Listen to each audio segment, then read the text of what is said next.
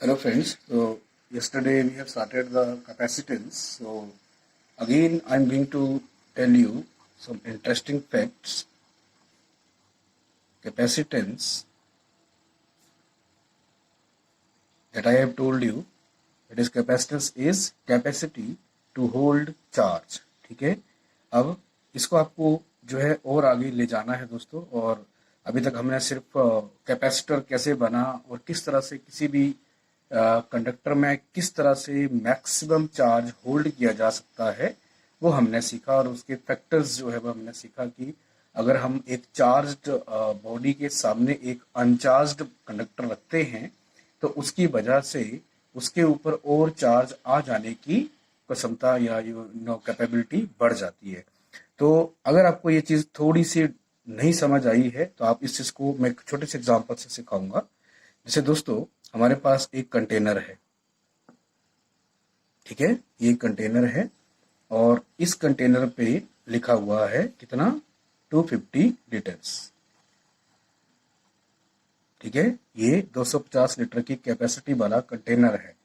तो दोस्तों जिस वक्त हम ऐसे सोचेंगे ये कंटेनर क्या है दोस्तों, ये एक कंडक्टर है।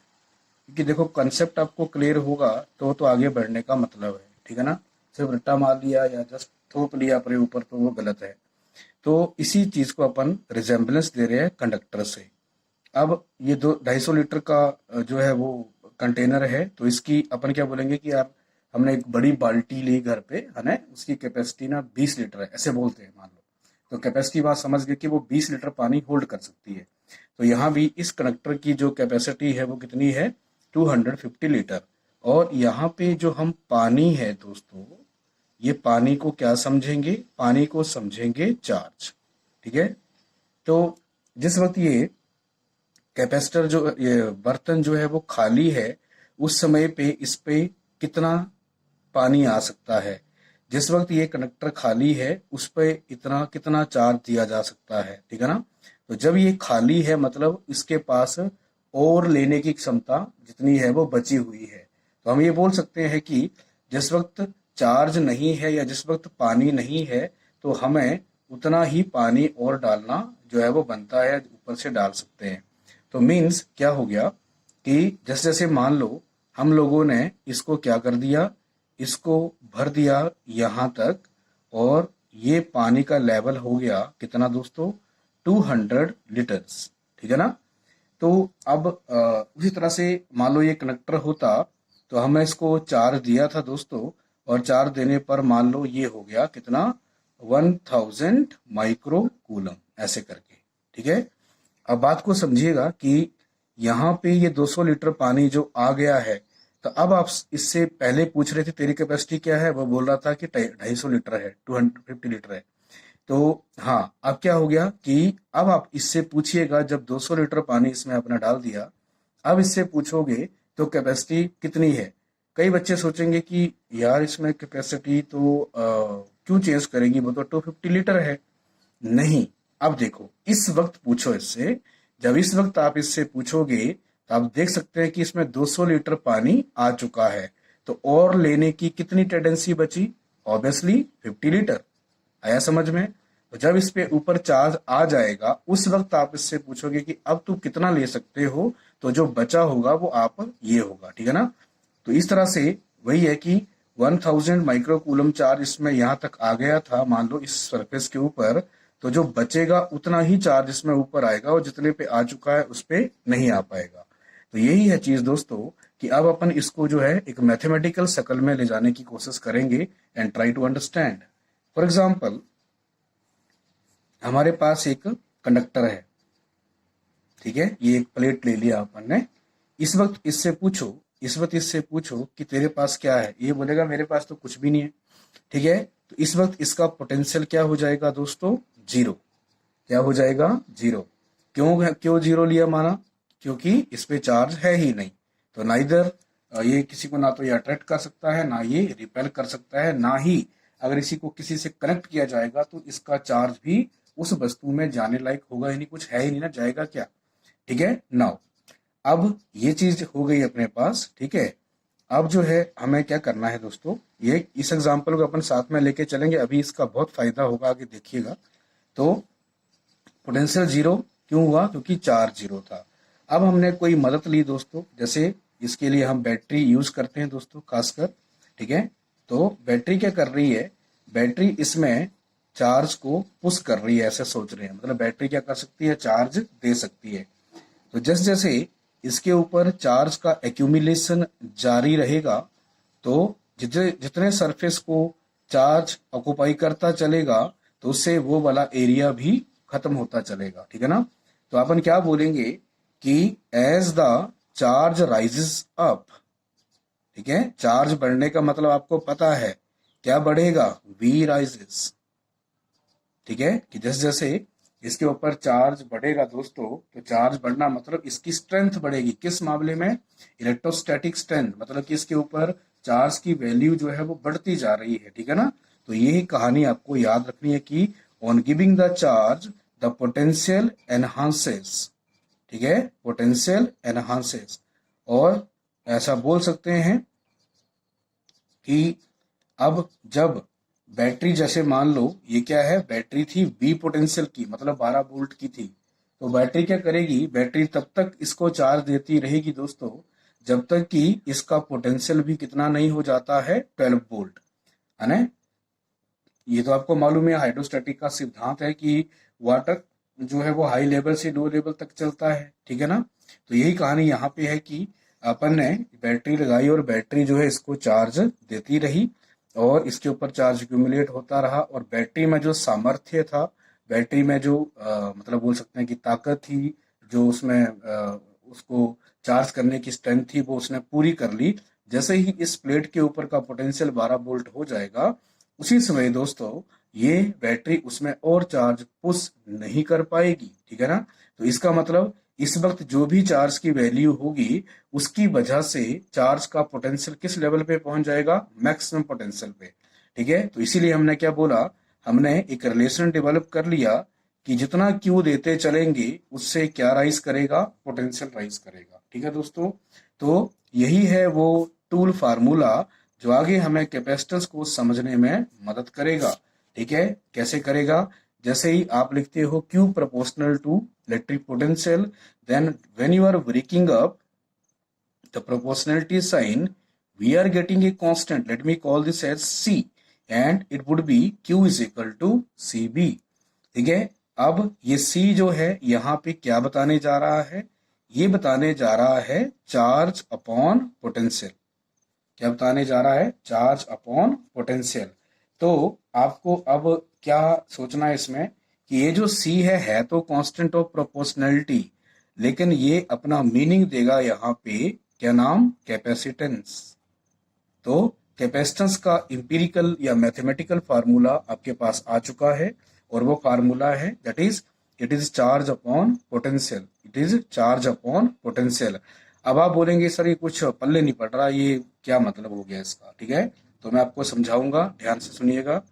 देखो यहाँ पे कैपेसिटेंस जो है, अगर Q क्या है, Q एक बाहर से अपन चीज यूज कर रहे हैं, चार्ज, ठीक है, और पोटेंशियल उस चार्ज की वजह से डेवलप हो रहा है बॉडी के ऊपर। तो अगर मान लो अब आपको देखना है कि हम Q को कांस्टेंट कर देते हैं, ठीक है, Q को कांस्टेंट कर देते हैं, तो हम क्या लिख पाएंगे, C is inversely proportional to potential. तो ये बात समझ में भी आती है, क्योंकि C का मतलब क्या है, कैपेसिटी टू होल्ड चार्ज।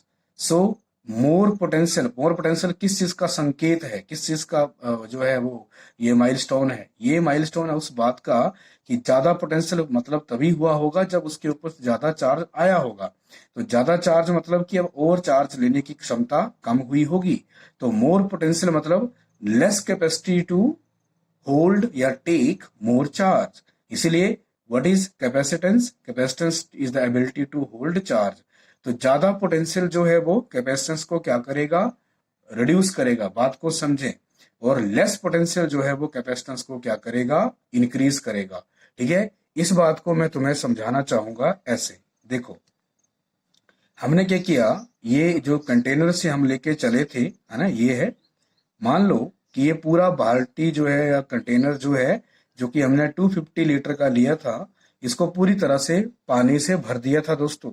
और इस वक्त क्या था, इस वक्त अपन बोल सकते हैं कि Q is equal to C B, है ना, ऐसे बोल दिया। मैं सिखा चुका हूं कि क्या क्या करना है अपने को।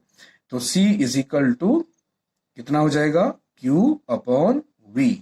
तो इस वक्त क्या है, चार्ज भी मैक्सिमम है और V भी मैक्सिमम है।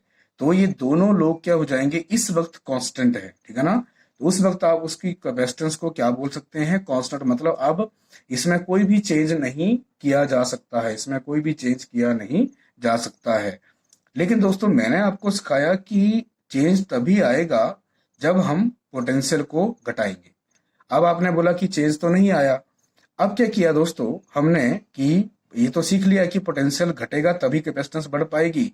अब इस तिकड़म को ऐसे सीखेंगे दोस्तों कि अगर हम इसके नीचे एक छोटी सी टनल, टनल मतलब एक पाइप, यहाँ यहाँ पे एक होल कर लेंगे और एक पाइप ले लेंगे और एक सप्लीमेंट्री बर्तन इसके साथ जोड़ देंगे। Try to understand. तो इस सप्लीमेंट्री बर्तन के जोड़ने से ही क्या होगा, धीरे धीरे पानी इसमें जाना शुरू कर देगा। अब जैसे ही पानी इसमें जाएगा फिर से ये वाटर लेवल जो है वो डाउन हो जाएगा।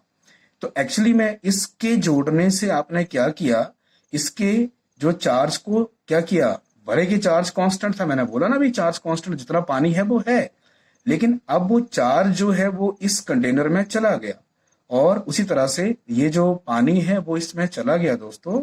इस पानी के यहाँ जाने पर अब इसमें और पानी डाला जा सकता है। तो कहीं ना कहीं से आपने इस बर्तन को जोड़ने से क्या किया था, इस बर्तन को जोड़ने से आपने इसके चार्ज को सरफेस के ऊपर कहीं ना कहीं से रहा चार्ज उतना ही, देखो ना जितना पानी इधर था उसका हिस्सा इधर चला गया ना, टोटल पानी तो अभी भी वही है। लेकिन हुआ क्या, हुआ ये कि इस के खाली होने से इसका पोटेंशियल, मतलब इसमें और पानी डाला जा सकता है, ये पोटेंशियल क्या हो जाएगा, डिक्रीज हो जाएगा और इसकी वजह से अभी और पानी डाला जा सकता है। तो यही वो कहानी है कि हम ऐसा कुछ भी करते हैं जिससे हमारी कैपेसिटेंस बढ़ जाएगी। तो मैंने क्या सिखाया आपको, कि मैंने ये सिखाया कि अगर हमारे पास एक प्लेट थी ये वाली और इसको अपने पूरी तरह से चार्ज दे रखा था दोस्तों, इस चार्ज के देने की वजह से हमने क्या किया कि अब कुछ हो ही नहीं पा रहा है। हमने क्या किया, इसके सामने एक अनचार्ज प्लेट रख दी थी, ठीक है। अब इससे क्या होगा, इससे यहाँ पे ये नेगेटिव चार्ज इंडक्शन के कारण क्या हो जाएगा, प्रोड्यूस हो जाएगा। और जैसे ही ये चार्ज यहाँ पे प्रोड्यूस होगा, इन चार्जेस की इलेक्ट्रिक फील्ड को ये नेगेटिव चार्ज ग्रास्प करना शुरू कर देगा, मतलब उसको पूरी तरह से अपनी तरफ खींच लेगा। जिसकी वजह से क्या होगा, इसकी इलेक्ट्रिक फील्ड जो है वो ऐसे बोल सकते हैं कि कमजोर पड़ेगी, वो इस काम में लग जाएगी। जैसे ही ये यहाँ पे इसका चार्ज वीक पड़ेगा दोस्तों, इसका पोटेंशियल डिक्रीज कर जाता है, इसका पोटेंशियल डिक्रीज कर जाता है। क्यों, पॉजिटिव के सामने नेगेटिव जो आ गया, समझ आ गया। तो उस समय पे आप चाहें तो इसमें थोड़ा सा चार्ज और पावर कर सकते हैं। ये है इसकी कहानी। क्लियर हो गया। तो वही है दोस्तों कि जैसे कैपेसिटेंस का मतलब क्या हो गया, कैपेसिटेंस का मतलब सीधा हो गया कि किसी भी तरह से हम किसी कंडक्टर का पोटेंशियल अगर रिड्यूस कर पाते हैं तो हम उसमें और चार्ज डाल पाते हैं। इसलिए सीधा थीम क्या हो गया कि कैपेसिटेंस को क्या करेगा, इंक्रीज करेगा पोटेंशियल का घटना, और कैपेसिटेंस को कम करेगा पोटेंशियल का बढ़ना। तो ये बहुत ही बड़ा इंपिरिकल फार्मूला आपने सीख लिया, जो अब आगे पूरे चैप्टर में क्या करेगा, गवर्न करेगा। That is Q is equal to C upon B, Q is equal to C upon B, ठीक है। तो अब अगर आप भूल गए तो आपको सिर्फ यही चीज याद रखनी है कि charge proportional to potential, potential enhances by rising the charges, and potential decline when the charges decline. So this is the theme of the story, ठीक है ना। तो ये हो गया। अब इसकी यूनिट साथ साथ में कर लेंगे दोस्तों। कैपेसिटेंस को यूनिट मिला है दोस्तों किसका, फेरेड का, है ना। ये फेरेड कौन है, ये बंदे का नाम है, साइंटिस्ट का नाम है, बहुत ही बड़ा साइंटिस्ट है जिनने जो है वो, एक्चुअली मैं बताऊंगा कि ये क्या था। फेरेडे आपको मालूम है, फेरेडे ने he is famous for the electromagnetic induction and one more name, ये बहुत अच्छी मिस्ट्री जो मैं आपको सिखा रहा हूँ, हेनरी, ठीक है ना।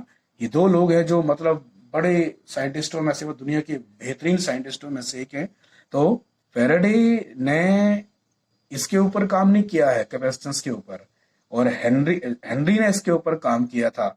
तो सडनली क्या हो गया कि बच्चों, जैसे बोलते ना कि साइंटिस्ट को सम्मान देने की बात आती थी, तो एक्चुअली में फेरेडे का जो यूनिट है या फेरेड जो यूनिट था वो यूज होना था इलेक्ट्रोमैग्नेटिक इंडक्शन के प्रोसेसेस में। जैसे वहां पे इंडक्टेंस पढ़ेंगे अपन, तो वहां पे वर्ड यूज होना था एक्चुअली में फेरेडे का, तो वहां गलती से यूज हो गया किसका, हेनरी का।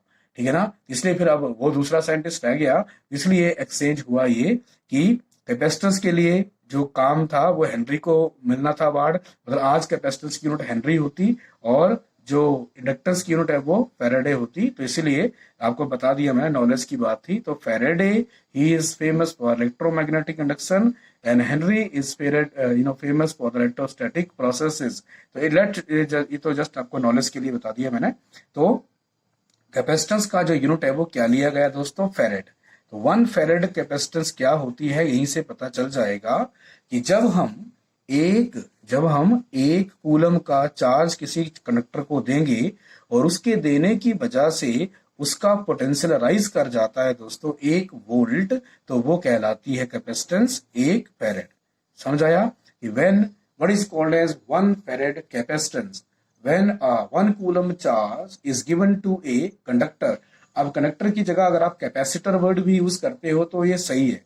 तो when ever 1 coulomb charge given to a conductor enhances its potential through 1 volt, then that capacitance is told as 1 farad। ठीक है ना दोस्तों, तो ये चीज आपने ध्यान में रखनी है।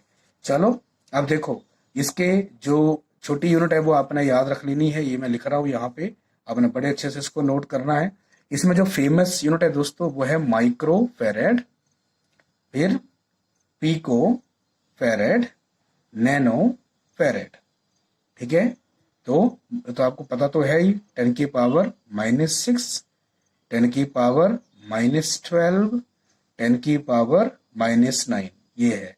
और मिली फेरेड भी कई बार यूज किया जाता है, तो मिली भी आपको मालूम है 10⁻³ होता है।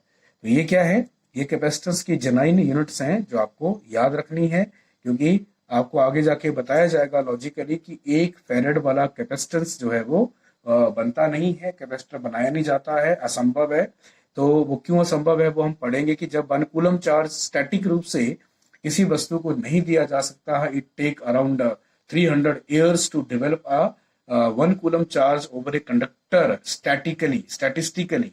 मतलब क्या होता है कि कंडक्टर के अंदर 1 कूलम चार्ज बड़े आराम से चल लेता है, क्योंकि कंडक्टर में 10⁻29 एटम्स पर यूनिट वॉल्यूम पाए जाते हैं, तो फ्लो में वो संभव हो जाता है। लेकिन आप ऐसे कल्पना करेंगे कि हमें एक थैले से दूसरे थैले में कुछ डालना है, तो ये प्रोसेस बहुत लंबा हो जाता है। और 1 कूलम चार्ज का मतलब आपको अपने 10th में किया हुआ है। 1 कूलम चार्ज कैसे निकाला जाता है, 1 कूलम चार्ज का मतलब होता है 6.25 इंटू 10⁻18 इलेक्ट्रॉन्स, जो कि एक बहुत ही बड़ा नंबर है दोस्तों। तो अगर आप किसी रेट को भी उठा लेते हैं, जैसे 10⁻10 का रेट भी उठा लेंगे, तभी ये नंबर इतना बड़ा होता है दोस्तों कि इस तरह से अगर इलेक्ट्रॉन ट्रांसफर किया, जैसे अपन फाइल ट्रांसफर करते हैं ना, वैसे ही इलेक्ट्रॉन को ट्रांसफर करने की जब बात आती है, तो 1 कूलम चार्ज को, मतलब इस वैल्यू ऑफ चार्ज को ट्रांसफर करने में किसी बॉडी पे लगभग 300 साल लग सकते हैं। इसलिए 1 कूलम चार्ज स्टैटिस्टिकली अपन किसी बॉडी के ऊपर नहीं दे सकते, मैंने आपको नॉलेज के लिए बताया है। उसी तरह से अब आप ध्यान से देखें कि 1 कूलम चार्ज यहाँ भी 1 फेरेड वाला कैपेसिटेंस जो है वो भी डेवलप करना असंभव होता है, लेकिन अभी तो हम पढ़ रहे हैं, तो अपने को इस डेफिनेशन को सीखना था कि what is called as 1 farad capacitance. अब ये क्यों नहीं होती है ये भी हम सीखेंगे आगे जाके, इसका एक क्वेश्चन आएगा। समझ आ गया आपको? अब हम इसको सीखेंगे कि जो मैंने अभी बात करी कि 1 फेरेड कैपेसिटेंस क्यों बहुत बड़ी कैपेसिटेंस होती है। तो आप देखो, आपके सामने धरती पे धरती ही सबसे बड़ी है ना, समझ आ गया ना? या आप जितने भी ऑब्जेक्ट्स को यहाँ पे देखते हो, चाहे वो हाथी क्यों ना हो, ठीक है ना, ठीक है, तो वो भी क्या है, मतलब कहने का मतलब कि अर्थ से बड़ा कुछ भी नहीं है अर्थ के ऊपर, ठीक है ना। अर्थ एक कॉम्पैक्ट मतलब जो बॉडी है, और इसके बारे में हमें क्या पता है, इसका रेडियस जो है वो ये होता है 6400 किलोमीटर। तो क्यों ना हम अर्थ को ही मान लें कि अर्थ को हम चार्ज देने लग गए, इससे बड़ा एरिया और क्या होगा आपके पास, और फिर हम देखते हैं कि उसके ऊपर कितनी कैपेसिटेंस डेवलप होती है, ठीक है ना। तो let us understand this by this, like this is our earth, ठीक है ना, और ये इसका अर्थ का रेडियस है, and we have given charge over it, let its value is capital Q. हमने अर्थ आर वाले सफेयर को, आर रेडियस वाले स्फेयर को हमने क्यू चार्ज दे दिया। अब मैंने आपको सिखाया है कि अगर किसी स्फेरिकल बॉडी का पोटेंशियल निकालना हो तो what we write 1/4 pi epsilon charge upon radius. ये तो आपको मालूम है कि हम उस पूरी स्फेरिकल बॉडी के चार्ज को केंद्र पे मानते हैं, और उसका जो पोटेंशियल है हम लिख सकते हैं V is equal to Q upon are.